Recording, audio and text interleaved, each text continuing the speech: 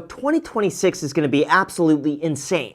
Like, even though 55% of Americans say they don't have enough money to invest, stocks are still near their all-time highs. Some of the wealthiest people in the world are warning about an AI bubble, and home prices are out of reach for the vast majority of people. That's why it's extremely important that we break down exactly what's happening throughout stocks, real estate, cryptocurrency, and precious metals in 2026, where I'm investing my own money, including the one thing I am completely getting rid of, and then most importantly, how you could best position yourself, whether this turns into the next generational buying opportunity or a painful reset that catches everybody off guard. Alright, so what makes this year so different is that we're dealing with some rather unprecedented conditions that haven't really existed before today. Like, this is the first time in years that the Federal Reserve started printing more money. Insiders are currently selling off their stocks at the fastest level since 2021, and by almost all metrics, nearly every single asset is trading at its most expensive price ever in history. That's why it's more important than ever to be very strategic about how you're investing in 2026,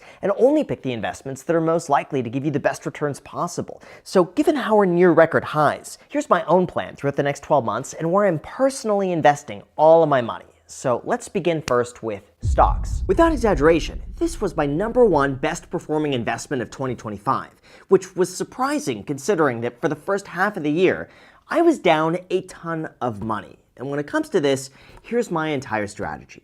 At this point in my life, all I value above all else is simplicity. I just want something set it and forget it that quietly grows and makes money in the background without me thinking about it. And when it comes to myself, that's index funds. For the last 5 years, I have been dollar cost averaging into a US broad market ETF that basically covers the S&P 500 along with large and mid-cap stocks, a 20% allocation to international stocks, and a 5% allocation to emerging markets. Because I believe the rest of the world is soon going to catch up with the advancements that we're making here in the United States.